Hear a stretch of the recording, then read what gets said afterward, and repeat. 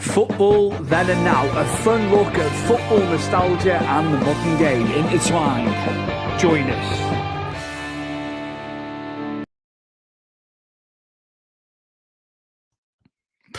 Well, we are back after a hiatus over Christmas, and my co-host and cousin is here as well. It's Chris. We're back. Happy New Year, mate, first and foremost. And episode 39, mate. And also, well, it's all been going on, hasn't it, over the last week or so at the club.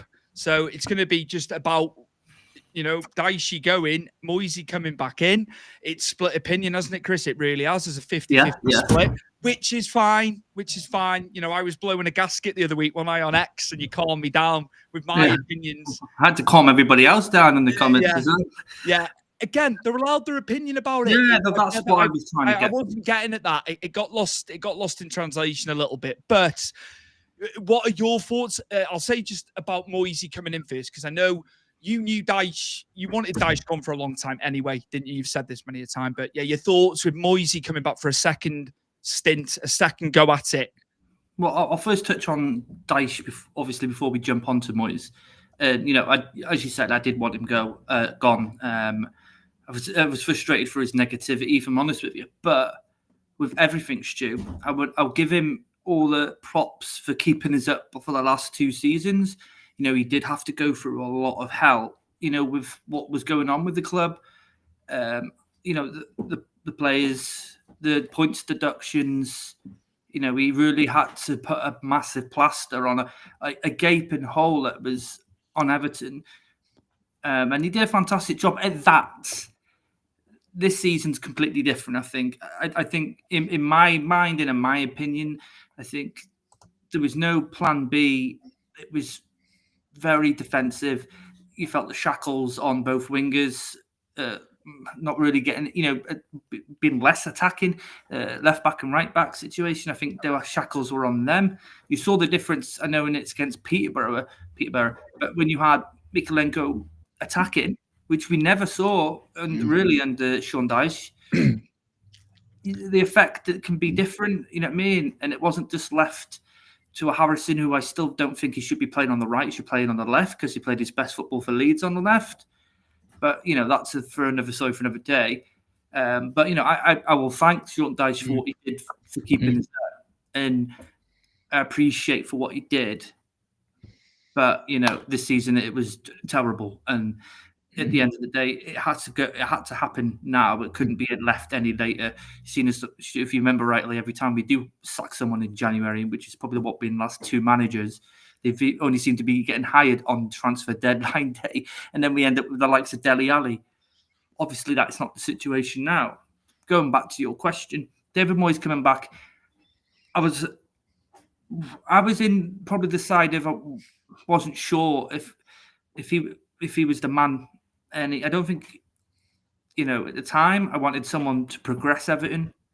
And yourself that there's enough managers out there, like Pablo Fonseca, who's obviously worked with the Freakins, with Roma. I wanted someone a bit more progressive to move Everton on, and we're not stale with the same sort of type of manager doing the same type of tactics and the same type of football flow. I wanted something different. But what you get with David Moyes is the man's been through a lot since he left us, but he's also been with us before, 11 years. And okay, he didn't win anything, but he took us on pretty much the same way we are now and turned us into a really solid club. And the players he brought through, without any money, really good. And, he left the club for Man United in 2003, and we were a stable, solid, decent team. Okay, and then Roberto took over and mixed his Moyes' defensive with his attacking, and it was wonderful. And then after that, it all just went to pot, because obviously Martinez preferred the attacking to the defensive side of things. But he's a steady hand. Is he like? What would you say? Like a blanket to someone they need this blanket, isn't it? And I think that's what he is. He's like a protective blanket, isn't he? where you know what you're going to get with David Moyes. You know, he's gone away. He's been United manager, Real Sociedad, Sunderland, 2 stints at West Ham, and the second stint, he won the cup. So, you know what I mean? I think this is different David Moyes to what we've had before. He's experienced more now, Stuart. And I know you're going to bring up the press conference, but what a breath of fresh air. He gets it. He gets it. He gets it. You won't get a load of... No disrespect to Dyche, it was the same words repeatedly, wasn't it? Got to get a feel. You know, Moyesy. Dyche will say how it is as well, though. I would say that. But with Moyes, you just know where you stand a bit more, I think. And it was when he was saying about the club, it's not them, is it? You know, he's part of it. You know, I know Dyche said he was custodian, and that's fine. But it was just the amount of years that Moyes had. Paul Merson was chatting absolute garbage. Yeah, but again, you don't go back for a second time. He had a better stint the second time at West Ham, though. So give a bit of weight to what you're saying then, because that makes absolutely no sense to me. But Paul Merson can have his opinion. It's fine. But he wasn't very good as a manager. He managed Walsall years ago. You've been a pundit for years. I do remember. You know, if you've got a bit of weight, you're an ex-manager and you've done a long time in management, then fair enough. You know, you take the opinion a little bit. But I'm happy, mate. I've got to be honest. I'm happy. 6 months was never a thing, I don't think. You know, when they first said that in the press and the media, I think he's got to do the 2.5 years, of course. But again, how far can he take it? I get what you're saying there. You know, it's going to be taken as far as it can. I wonder who will play as well. I wonder what tinkering he'll do. Do you think O'Brien could get some more game time under him? I know Tarky and Branthwaite have been really good at the back, to be fair. You're looking at players that could maybe play, you know, who haven't been getting the time under Dyche, and, you know, the fans that go week in, week out have said about certain players. And, you know, to your earlier point, get people in the right positions as well, isn't it? Yeah. I think O'Brien deserves, you know, a chance. He's played a couple of cup games. I don't know what the situation was between Dyche and O'Brien. Was it Kevin Farewell signing and Dyche wasn't happy? But you've got, you know, an almost 20 million signing who played week in, week out in the French league and had a hell of a season with Lyon. And he's come here. And as you say about Tarky and Branthwaite, all brilliant together. But at the same time, it's, you know, Tarky's made a few mistakes this season. Or, you know, Michael Keane's come up, started the season, isn't he? Why weren't we interchanging it and giving O'Brien, you know, a retaste the Premier League? Because, you don't forget, he played a couple of games with Palace before he was, you know, he went to Lyon. So it's not like he's never played in the Premier League before. But yeah, that confused me. But yeah, I'd hope David Moyes would look at that and say, you know, you could play 3 at the back and you could have Branthwaite and O'Brien either side, Tarky in the middle. You could easily do that.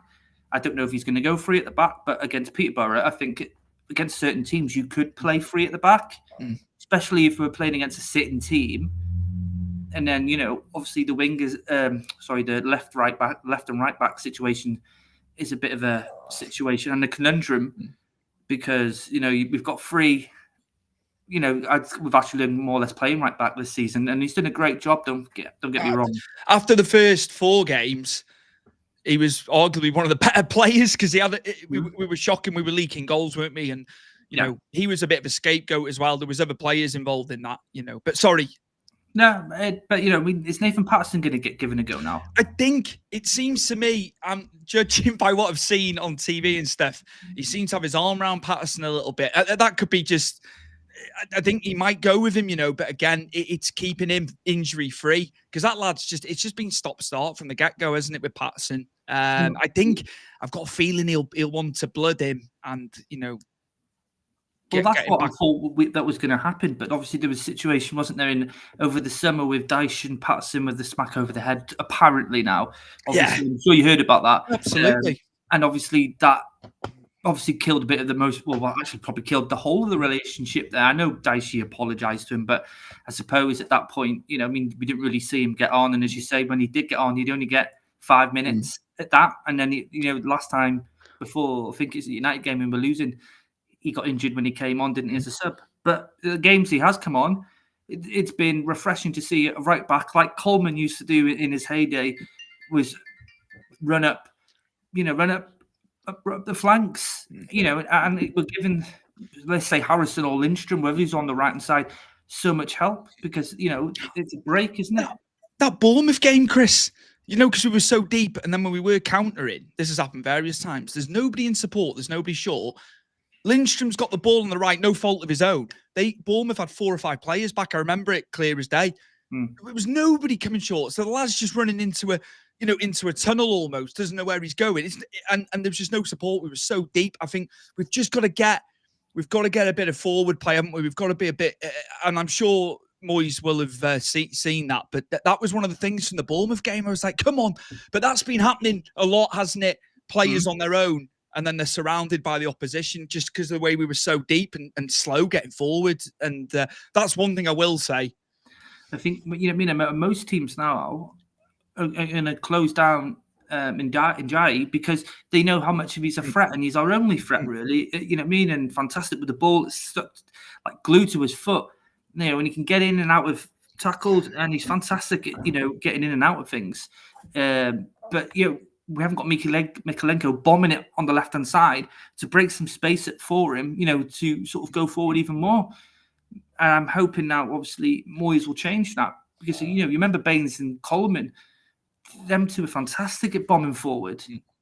And I know Pienaar would tuck in a bit, wouldn't he?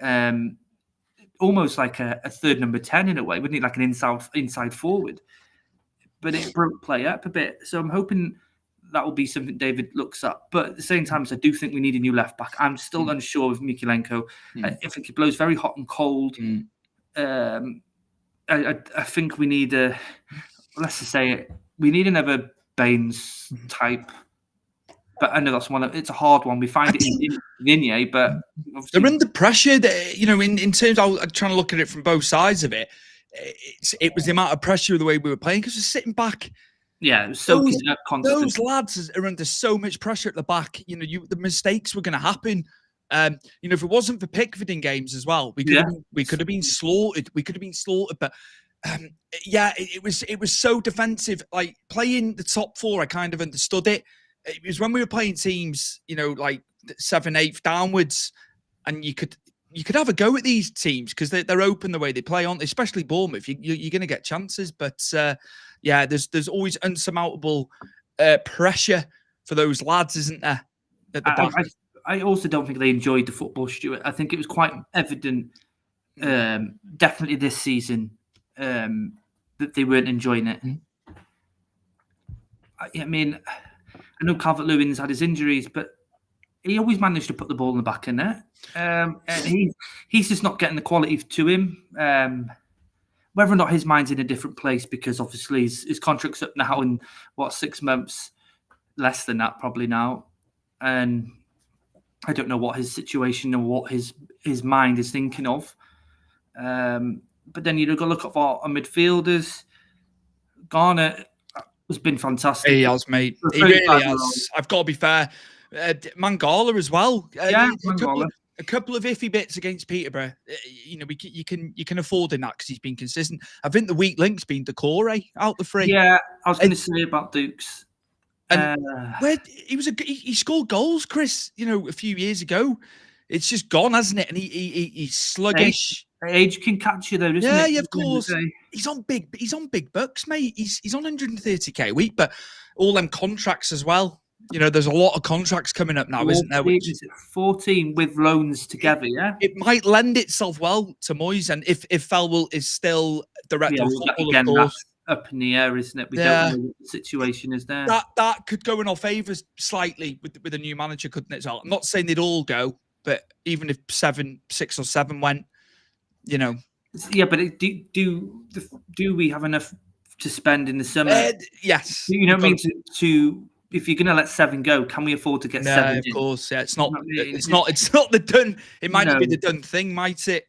I think it was also what killed Dyche was the pace, Stuart. We had no pace in the team.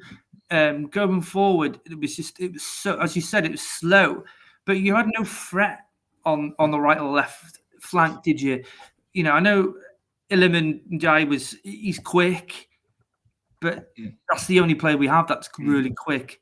But he's never going to knock the ball past someone and beat someone, pace for pace, is he? He's not that, like, I'm talking like a Sadio Mane, for example, who was rapid. We don't have anything like that on the wings. And this is what I'm hoping in this window now, why it's open and we still got plenty of time, that we get one or two in maybe that have got pace and literally score goals, because we are desperate for that also. But we need pace. Harrison doesn't have it. Lindstrom, I don't, you know what I mean? I haven't seen enough of him running, really, because he's quite weak, isn't he, when with the ball? But we're desperate for pace. We're desperate for someone who can carry the ball forward. I'm not saying we're going to get an Odegaard with an eye of the needle passing. But it would be nice. Wishful thinking, mate. We can always be wishful. Doesn't it annoy you now, really, thinking about it? It's like Villa got Ross Barkley for 3 million. Yeah, and he's been... Ross Barkley left like David Moyes in a way.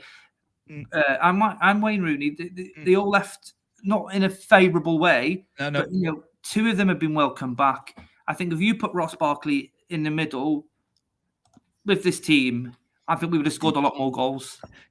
He was arguably Luton's best player last season.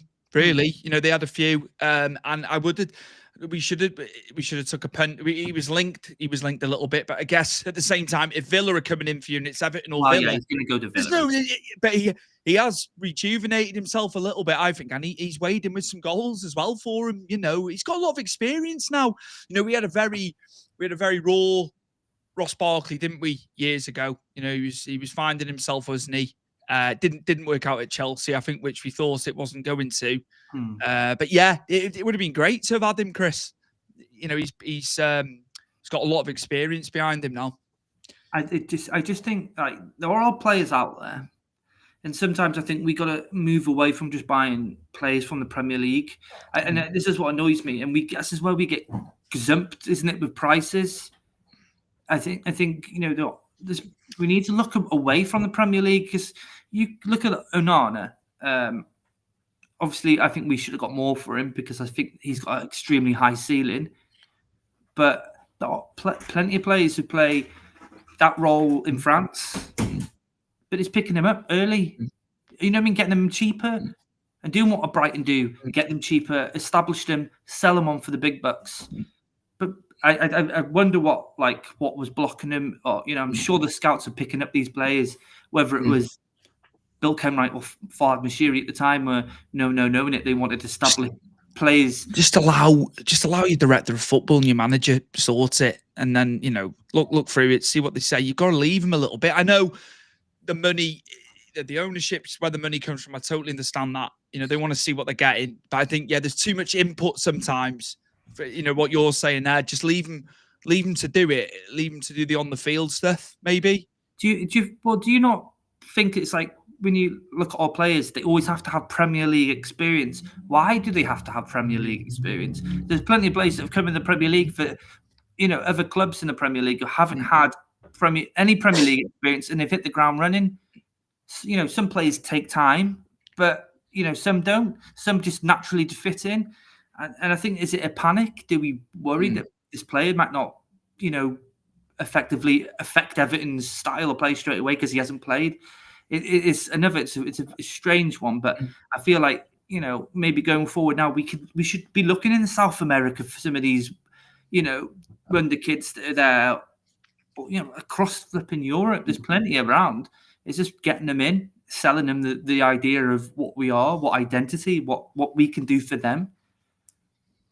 He's got 2 big games going back to Moyes as well. Yeah. I know they're both at home, but Villa.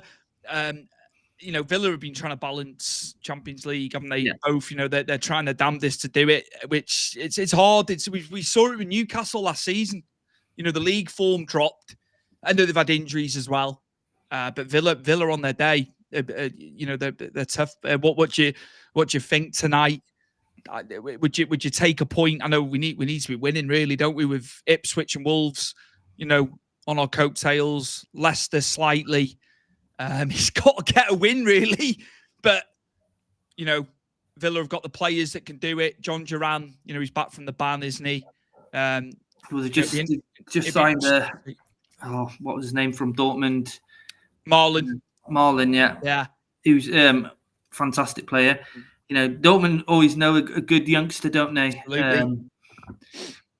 So that's a fantastic signing for them. I wonder what it does for Ollie Watkins now.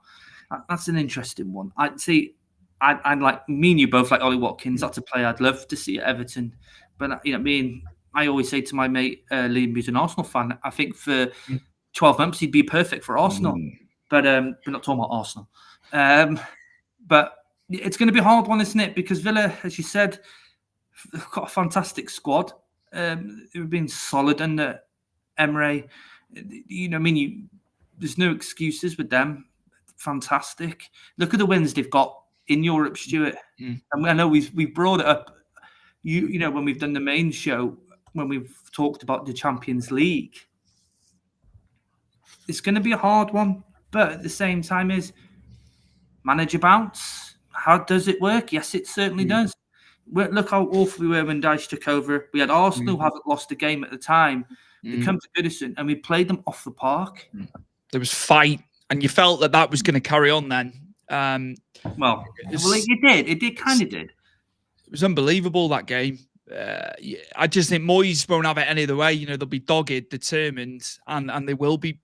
It'll be hammer and tongs from minute one. It's got to be. We've got to go for it, and we're all gonna play on the counter tonight. There's no question. We're saying about sitting back.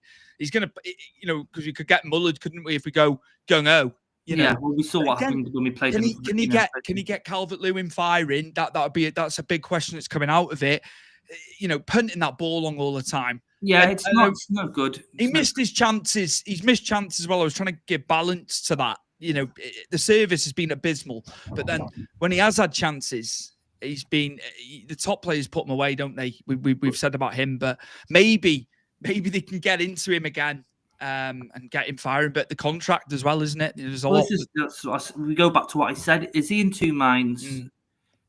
Because we need to know now. I think we can't if he's not going to sign another contract, he's got to go this window. It'd be more frustrating to see him leave, out of contract for free, and we get nothing for it. I know we paid bugger all for him. It was at 1.5 million, wasn't it? You don't want to make a loss because you could still get at least 12 million maybe now with the latter half of his contract left to go. I think Newcastle will come in for him because I think Newcastle are really interested in Calvert-Lewin. Obviously, with Wilson's always injured. We know how much of a good goal scorer Wilson is, but he's very injury prone. And I don't think Calvert-Lewin's that bad anymore. I think Calvert-Lewin, and if you give credit for Dyche for this, yeah, absolutely, he's fixed. Had to do a hell of a lot. This is where it all gets skewed a little bit about him. I think people are of the opinion, especially fans of the clubs, you're dogging Dyche, but a lot of the fans do point out the positives. There's always going to be positives. Yeah. And I think, he just lost it a little bit, didn't he? You could see with those press conferences, he knew he was a dead man walking, didn't he? After that Bournemouth game, probably before, actually. I think we need to go back. It's all well and good drawing with Man City, Chelsea, Arsenal, right? And fair dues to it. Should have beaten City. Yeah, we had the chances. To say this, should have beaten City. Yeah. And I think we could have beaten Chelsea at Goodison. Arsenal won, fantastic, because that ground's always been an ass kicker, isn't it? And we usually lose at least 4, at the Emirates. So that they were good results, but you can't just take 3 results throughout the whole season. You've got to look at how many he won in the calendar year. Was it 4, 8? I think one of them. We haven't scored enough goals, and you can't draw your way, out of relegation. You have to have goal. We have to have goals in us. It's just like I say, and you've said tonight's going to be an interesting one. I think we're going to get the idea of where David Moyes wants to go with his team by selection. Minus obviously players that are still injured. I know Garner's back in training now, isn't he? So Garner, I don't know if he could make it for this game, but possibly he could make it for the Sunday's game against Tottenham. Great to have him back, and I think he'll work wonders with David Moyes. I think he's a David Moyes type of player, as James Garner. He's obviously, we've missed him because he can pass the ball, he can mix it up. I don't think he's an eye of the needle passer of the ball, but he's decent and one of our better ones.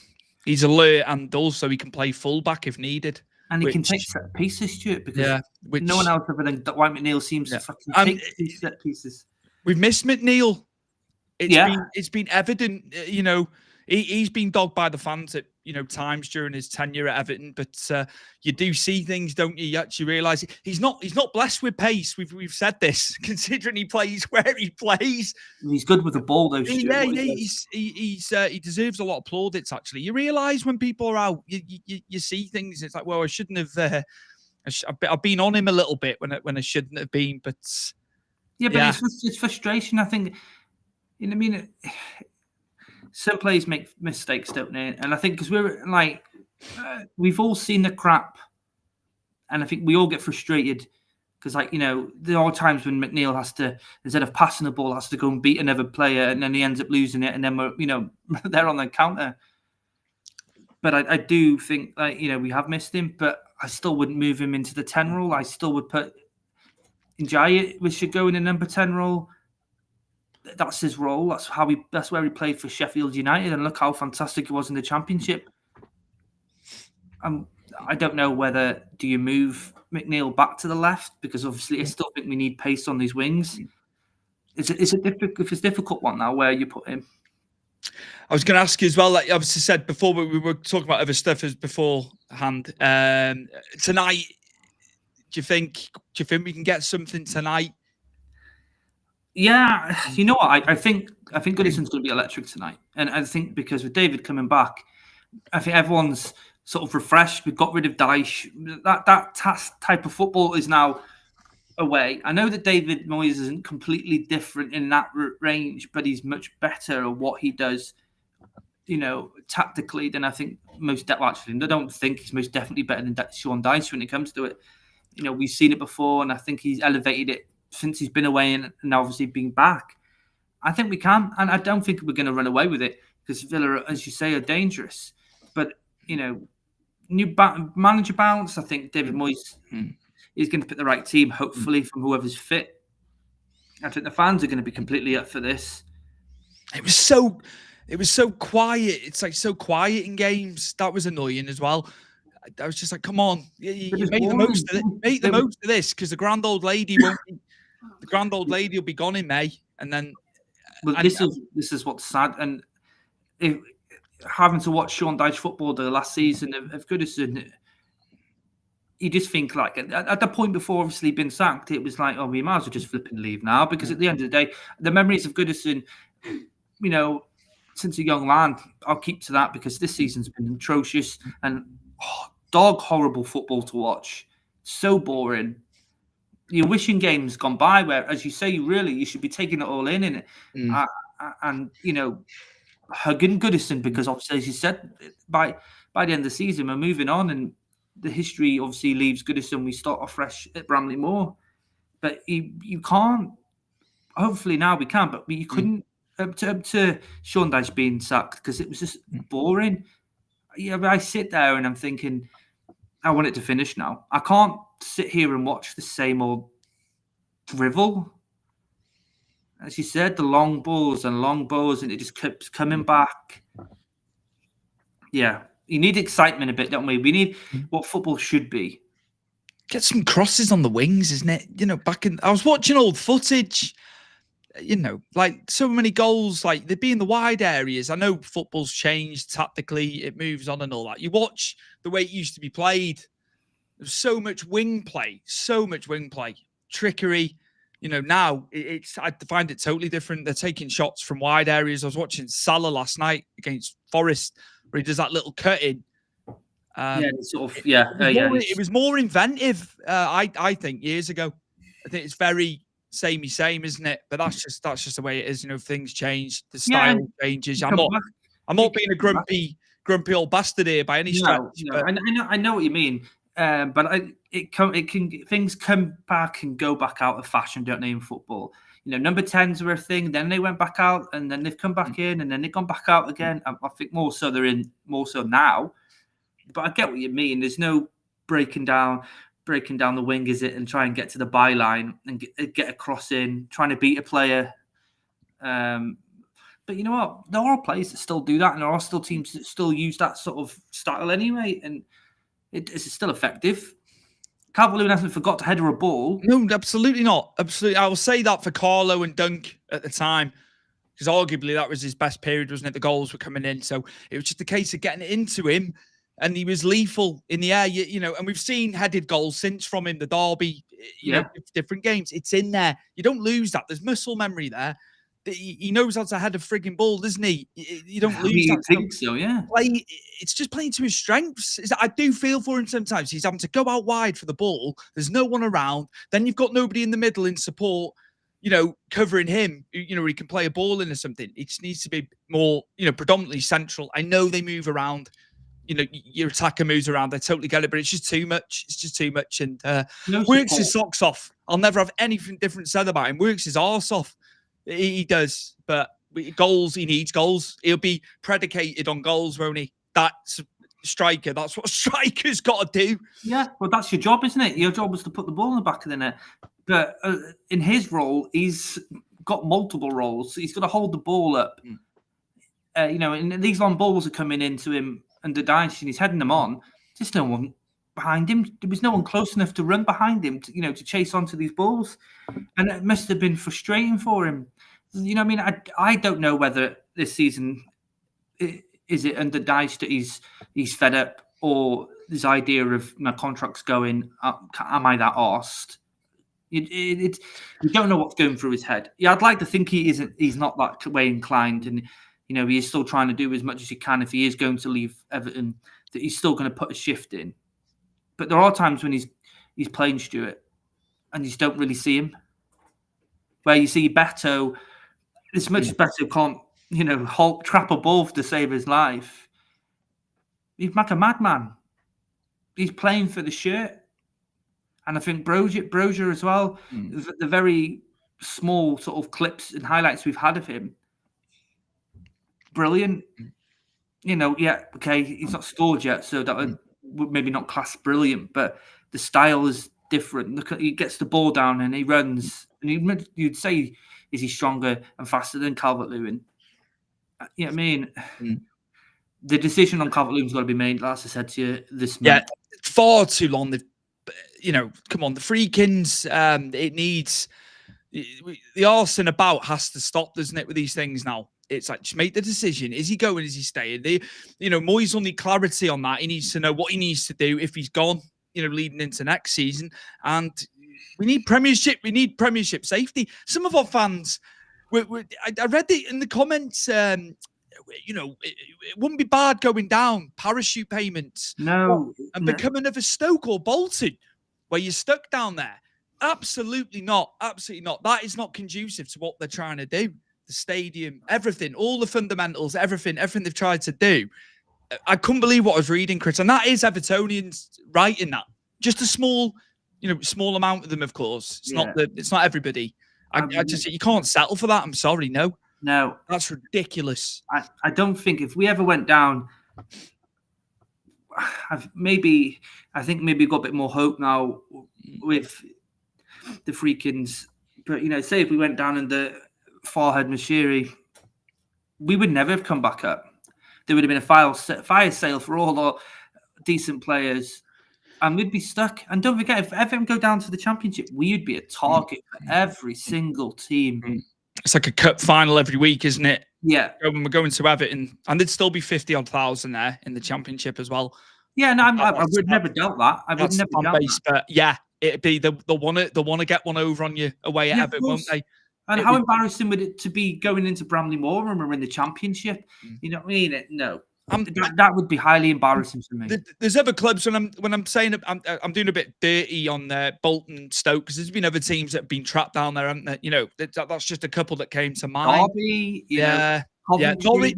Norwich, but the yo-yo Norwich, but they haven't been up for a while now, have they? They were very much up, down. West Brom. It'd be us potentially, and yeah, I can't settle for that. I was like, no, have your opinion by all means about it, but that's not what it's about at all. We've got to be Premier League. What was that like in their minds? Is we go down and it's like the Great Reset? Because if that's what you're looking for, it won't be a great reset. It'll be a great car crash. Because you speak to anybody who supports the Championship, that's a rough league. You know what I mean? City went down there one time before there was lots of money, and they went down, to League One. Fair dues that they brought, Sean Gilter and everybody else, Paul Dickoff, dragged them back up. But do we have players like that? I don't think we have players like that. It's a different ball game, isn't it, as well, to that? It was very different, wasn't it? But yeah, just interesting. And look at Ipswich, they've beaten Chelsea and they got a draw with Fulham. Pereira, he had a couple of wins in a draw. I know they maybe lost one or two since. We're in a dogfight, Chris. We're in a dogfight. So I think there's nobody better suited really to come in and sort this out, is there? He knows the club, but I'm not going to go off because he knows the club, because it's an easy sort of question. Yeah, we can all say it. Yeah, absolutely. But I think that he's a better manager, and he's been under this with West Ham twice, and in the second season he won the cup for them, and I watched the final and I was overjoyed for David Moyes, because he has been one of those managers that really has dug in and done the best he can with every club he's been at, and for him to have a trophy at the end of it. Fiorentina are a good side as well. They got good players. It was massive. It was massive for him. But that's what the West Ham fans said. There's been a lot of comments from them. All the best to Moyes. He was unjust what happened to him. Well, yeah, I think twice at West Ham it's been unjust, because he's done a great job at both times for them. I think as they say, you never go back. He's done West Ham, and if there was ever manager that you would literally hand Everton to restabilize and get us back to where we were to a degree. Football's changed a lot since David Moyes was, last in charge of us. But you've got to look at how he left Everton, and now what he's come back to. Is he pissed off really? Because he left Everton, maybe not in the most greatest way, because I think there's a lot of people that are pissed off how he left. And after the Flaney and Baines situation as well. He had to take that job though as well. Could have been better though, couldn't he? Ferguson, I think Ferguson wanted him as the heir apparent, didn't he? It was always in Ferguson's mind that that would be the next progression for him. But yeah, transfers and stuff like that was a bit shitty, wasn't it? Yeah, I will agree on that. Definitely. Going back to it though, I think he's the right person to get us back. If it's just a project for David Moyes for the next, let's say 2 years, is to stabilise Everton, get us back to where we were, get the right players in. I like how he said elite players. You know what I mean? Why not think like that? Why not? Do we have to sit with the bargain basement players? Maybe so at the moment where we are, but it's nice to have a manager to have that punch where it's like, no, I'm not looking at them. I want elite players, and I'm going to speak to them and try and sort of coach them into coming to Everton and playing at Bramley Moor Dock. I like that though. This is what I mean by his press conference was so refreshing. It was not negative. He didn't mention about his relegation. He meant his moving away. And I think I wasn't sure about him coming back. And then I listened to his first press conference, and I think, okay, you sold it to me. It brings it all back. Yeah, you get it. We're his club, effectively, Stuart. We are David Moyes' club, because he built this with practically no money. He leaves, we get money. Yeah, and it's back to where it was probably. Yeah, when he came in 2002, it's like round. Last question I want to ask you, actually. Yeah, that was in my head today, and obviously when we briefly spoke about doing this. Yeah, fire away. What was the worst team? 2002 when he took over, or current? I felt for Walter Smith, because he was just done dirty across that time. I really did. I think Walter Smith, if he'd had the support of Peter Johnson early on, it was just that set us back. I think Walter Smith, fantastic manager, fantastic coach, but he tried a bit of a mix, didn't he? Old players that he'd had up in Scotland and stuff like that. So, to answer your question, I liked Walter. I really did. I think he just had it tough, to be fair, but previous managers did. But yeah, in answer to your question, I mean, we were in. I'm trying to think back to 2002. Were we in the relegation when he took over? We were. Yeah. So looking at it like that, it was a tougher job probably. I think they can get themselves out of this. Definitely. Dan Rowan made me laugh at the press conference. David, when you took this job on, you were the youngest manager in the league. He was 37, wasn't he? And now you've come back and you're 61 now. You're the oldest manager in the league. He's like, don't say that, Dan. I was laughing. I knew it was Dan Rowan. Obviously, he's done sports journalism reporting for years, hasn't he? But yeah, full circle. But yeah, in answer to your question, I think it was harder. I'm going to say it was harder back then in 2002 when he came in. I think that was hard. I think we got the nucleus here. It's just about changing a few bits, which is what he did originally. I think just change a few things, play a bit more attacking, and just let the lads play a little bit and mix it up a little bit as well. Let's have a plan B and C in games. Agreed. Yeah. And so it was the most logical choice. I know everyone wants this, highfalutin manager eventually. I think it's for success and winning. Yeah. And of course, everyone wants that. But I think, given this 2.5 years now, don't mess about. The Friedkins will sap people. We know this. I don't know about that. Just let him. I think they're better. I think they've learned their lesson from the Roma situation here. I don't think. I mean, unless this goes into an absolute bomb, and touch wood, it bloody doesn't. He's not going to get sacked unless, like I said, this falls off the heels immediately. I think you're right, though. Give him time. He hasn't got 11 years, as he said. He's going to have to do this quicker than he did originally. Yeah. But he needs to be given money. I hope he's been given reassurances for this window, even if it's 1 or 2 players in with a bit of pace, and we can, get. I think, what do we need? 5 wins and a couple of draws, and I think we're clear.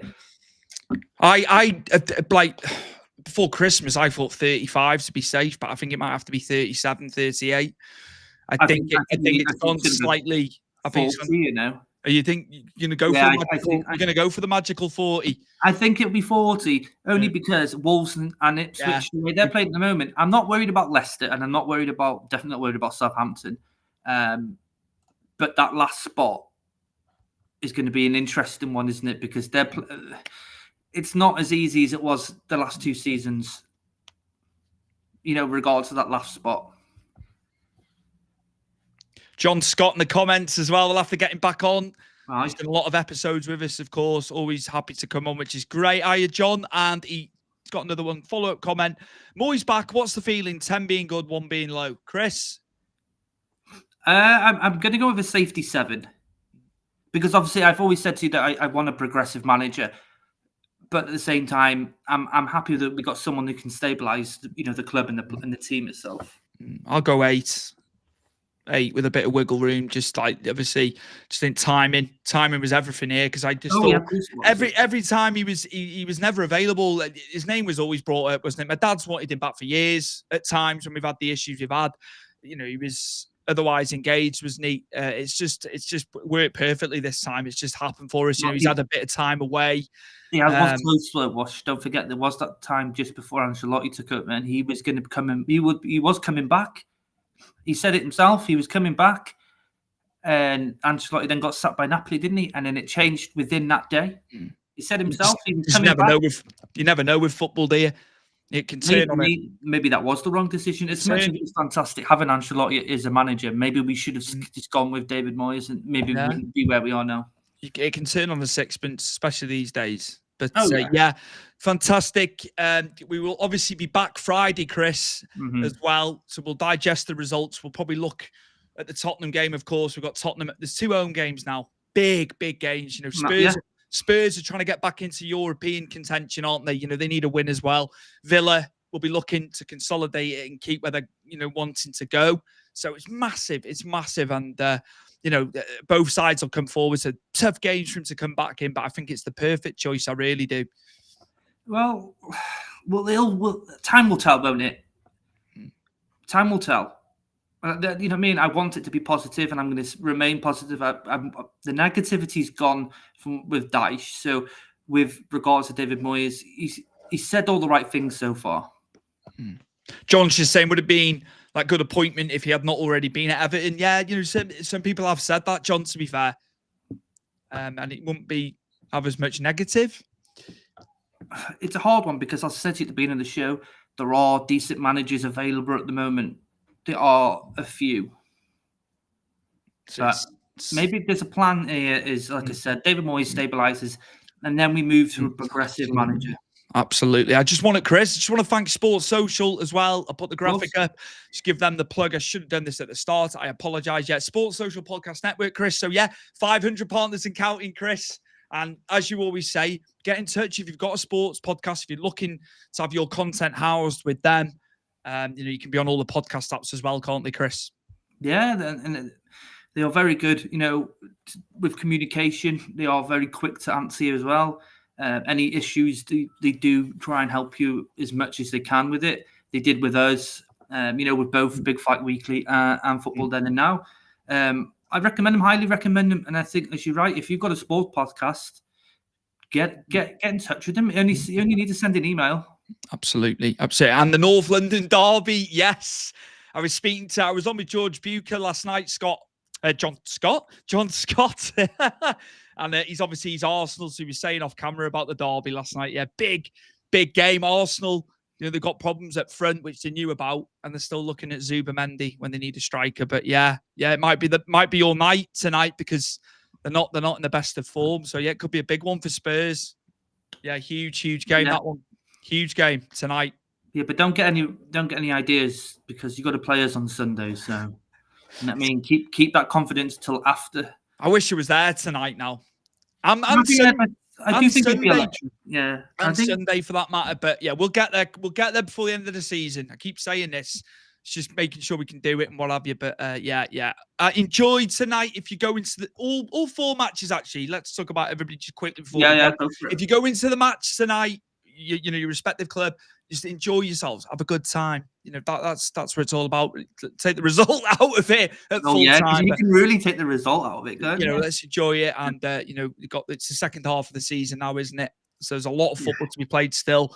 And Chris, anything to close out on before we go? Yeah, before we go, predictions for our game. Yes. I don't care about the rest at the moment. I don't want to sit on a 1-1, but I'm going to go with 1-1. I'd love us to win. We need a win. I just think Villa are very good. We're going to have to be amazing, and to get a win. I'm going to go 1-1 tonight, but then they're going to have to beat Spurs. Sorry, John. We're going to have to then beat Spurs on Sunday. That's yourself. I'm gonna stay with the positivity here, right? Yeah. I'm gonna go for what David Moyes, and you'll know this. What was he special at when he was at Everton originally? A 1-0, a 2-1 as well. He could eke out. I'm going for a 1-0. Obviously to us, yeah. Because I don't know. I want to remain positive, and I want to have a positive outlook for today's game, even though I know how hard it's going against Villa. But I'm going to go 1-0 to us. And John's on the same lines. He's going 1-0 Everton. Thank you, John. So you and Chris are going for the 1-0. I just wasn't bold enough. I'm hiding a little bit of the 1-1, but I hope we do it, of course. It's gonna be amazing. The atmosphere is gonna be like the old Goodison nights when he was first in charge, I'm sure. And just hopefully the fans get behind him tonight. We don't need it. Peterborough were like doing the library noise, shushing and all that on last Thursday. Yeah, but they're shit in the League Two, so or wherever they are, I'm not asked about what their fans do. I will be back on Friday again. It is double bubble this week. We'll be back for episode 40 of Football Then and Now, a nostalgia look at football and stuff that is going on currently as well, of course. And Chris, thanks again. Great to be back for 2025. We're going to hit it now. We're going to hit it with the show. And all your feedback, we'll be checking on that. Any advice, for topics, especially nostalgia topics. But Chris is very good with nostalgia. He comes up with some good stuff. He's better than me with that. So we'll be looking for some nostalgia that we haven't brought up before and topics we haven't brought up before. But you're the man with that 100%. And we'll see you Friday for episode 40 of Football Then and Now. See you Friday. Take care, everybody.